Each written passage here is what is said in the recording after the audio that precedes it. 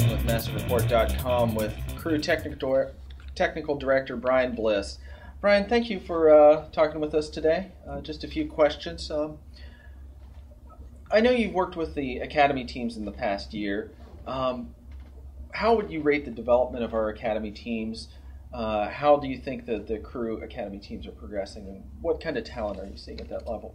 Yeah, I mean, I think our as far as an MLS team goes, participating in the academy league, I think we're, without bragging, because I'm biased, but I think we're near the top, if not at the top, in terms of overall quality, and not just maybe the individual quality as individual players, but quality throughout the whole system. When I say that, I mean from our gold teams that feed into our two academy teams and our pre-academy team, the overall general depth is pretty good. And I think not that Soccer America is the Bible of soccer, but they've rated us quite highly. And every year that we've been in existence, we've etched up the ladder a little bit in terms of our overall ranking. And into that overall ranking takes into consideration national team players in your program, wins and losses, facilities, and general coaching staff. So I think we're on the right path, and there's some good players in our system.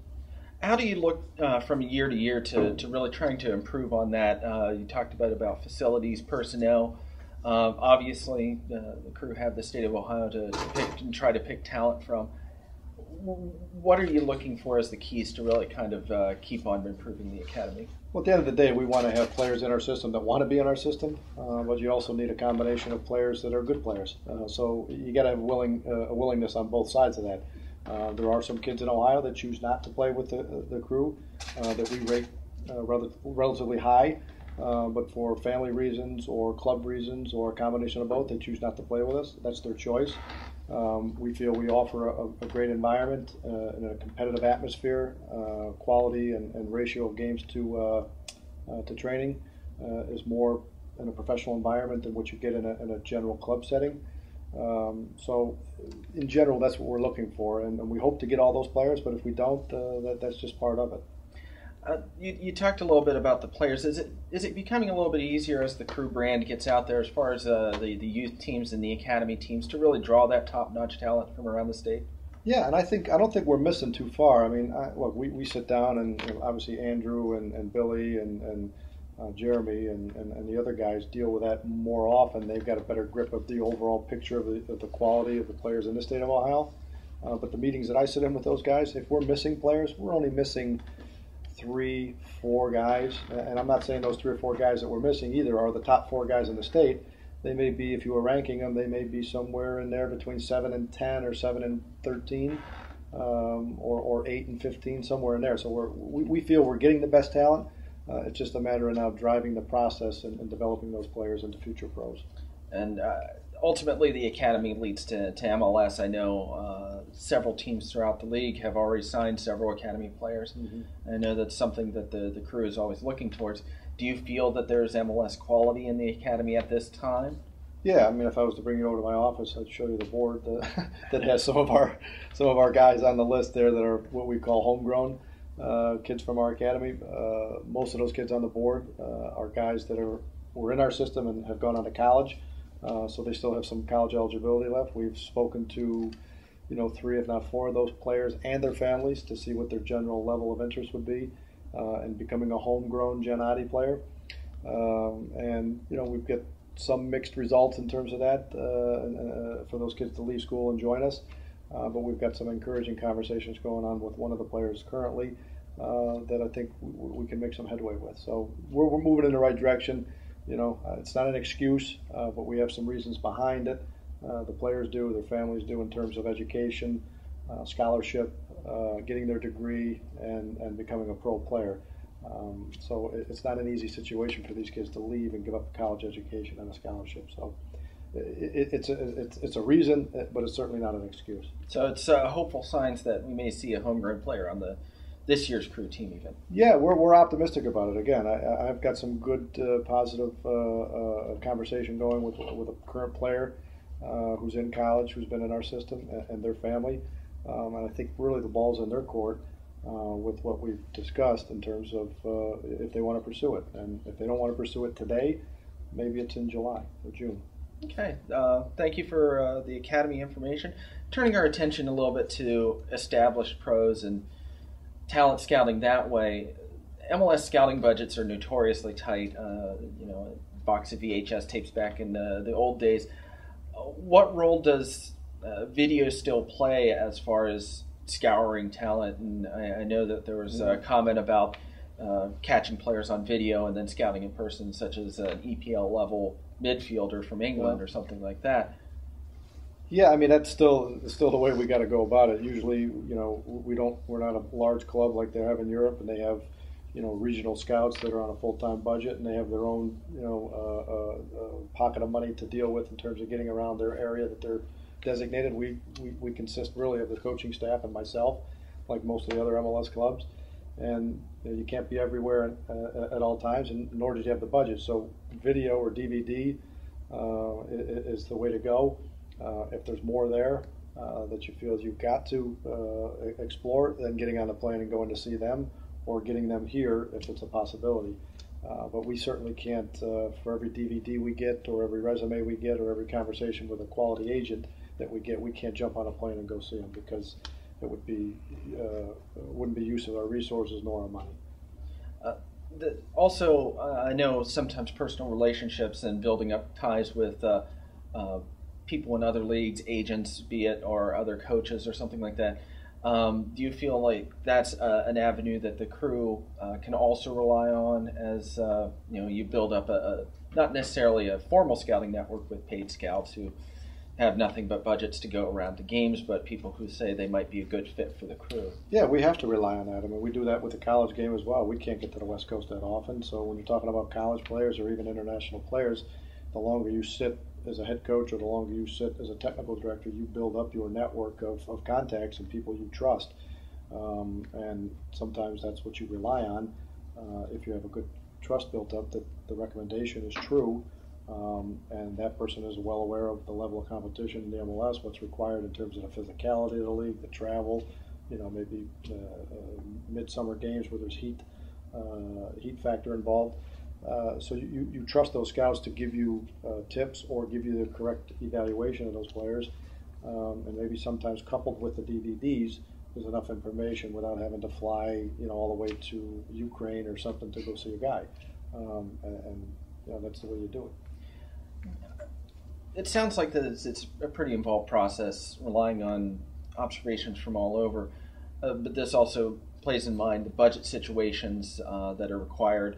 I know blending what the best role on the team is.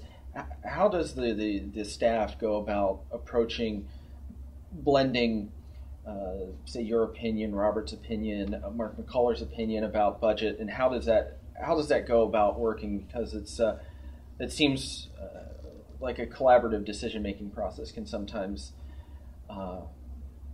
stall, and so how do you keep that relationship so that things work? Yeah, I don't know how it works in every other club, but it has to be a collaborative effort. I don't think we're in a situation today where we have a system set up like a lot of European clubs do, where the general manager or the technical director signs players and just hands them over to the coach and says, "Here you go, good luck." It doesn't work that way in our league, and I don't think it should right now. We're not at that level. But working collaboratively, you have to. And look, at the end of the day, if there's a disagreement, which there's always going to be a disagreement on what one sees in a certain player. Usually, the ultimate decision, if there's a log jam, would be the coach. He's got to cast that, if you want to call it, deciding vote, because his job is in jeopardy a lot quicker than the general manager, technical director, or the president of the club. But in general, I think we can always come to a consensus on 3 or 4 players, and then we can always find positives in each player that we all like. But then when the log jam does come, I think the coach can have the final say, and when that happens, I think we're all on board, and I don't think any other club really operates much differently. Coming to the off season, coming to a close now with training starting the past couple of days. How active is the crew in still trying to find those missing pieces of the puzzle to fill in the gaps that are still within the team? Yeah, we're always looking. It doesn't matter if it's February, March, April, or into July, August. We're always looking for players that we can bring in to make the club better and make the team better. We still have some holes that we still haven't been able to find those pieces to, and we're still turning over rocks and talking to agents and looking at DVDs. And if we have to get on a plane now at this late juncture, we will to see if we can close a deal. But it's got to be the right guy for the right position. And if we can't find that, we'll sit on our resources and wait for the next transfer window. One last question that, a couple last questions. No, there's been a couple comments in the paper on MLSsoccer.com about the how the locker room came together in past years, whether or not it was the right blend. Beyond that, what do you see as a working locker room? What's your ideal? What you would like to see out of the locker room? Yeah, I mean, you got to have all. I mean, your locker room in general has to have, I don't want to say a single mindset, but a collective mindset that winning and your role, how you see your role, and making a contribution there. So you have to have that first of all. And look, at the end of the day, you've got 20. Well, you'll have 30 guys this year. Not everybody's going to like everybody, and that's okay. We work in an environment. If you're working at Nationwide or at a restaurant or wherever you work, you're not always going to like everybody. It's the same here. No different in a locker room. But you also have to. But at the end of the day, you have to respect each other. And having a common ground and a common goal and general respect for one another's work is where it's got to start. So that to me is the essence of the locker room. And then you've got to have guys that want to win. And then at the end we always call it a players game. You still got to have the players. And coming to the season starting about a month now with the Salt Lake Champions League games, where do you see the 2011 Crew team right now, and what do you really think the goals are? What do you think this team can achieve? Yeah, I mean, I think we're as good, maybe even better than last year. We're going to play a little bit differently in terms of the way the formation is out on the field. I think with Guige last year, it's a 4-5-1 or a 4-4.5, 1.5 type thing because he's a half a forward, half a midfielder. I think this year the idea is to go out and play with two out-and-out forwards and maybe put a little bit more pressure on the opposing teams in the attacking third, maybe less reliable on restarts and maybe scoring off the general run of play.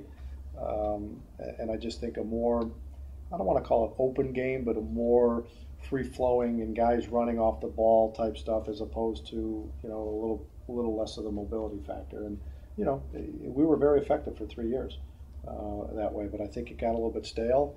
It became a little bit easier for teams to defend us, and I think this was the time to make a change. And I'm not quite sure the coach who said it. Sometimes changes come 1 year before they're absolutely necessary to, but I always say, I'd rather make them now than have to make them later when it's too late. Thank you for your time, Brian. Look forward to seeing how the 2011 Crew season shapes up. I'm Patrick Guldan with MassiveReport.com.